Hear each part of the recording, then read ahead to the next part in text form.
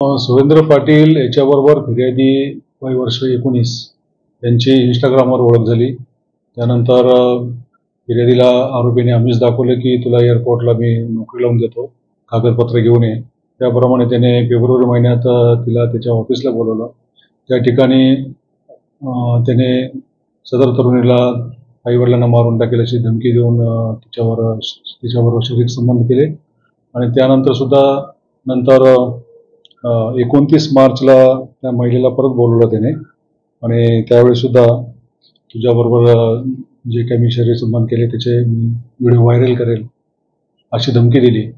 आणि तिच्यावर सोन्याची चेन चोरल्याचा आळ आणून तिची झाडती घेतली त्याने. आणि त्यानंतर ती कपडे काढायला लावले तिला. आणि त्यानंतर परत ती जात असताना त्यांच्या ड्रायव्हरने सुद्धा, आरोपीच्या ड्रायव्हरने सुद्धा सदर प्रकार पुन्हा केला की तिला झडती घेण्याच्या उद्देशाने कपडे काढणे वगैरे हा प्रकार झालेला आहे.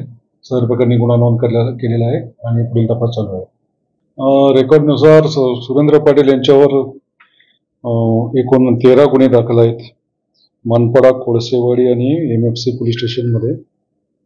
आणि आरोपी अजून मिळून आलेले नाही. त्यांचा ठाव ठिकाणा शोधतो आम्ही.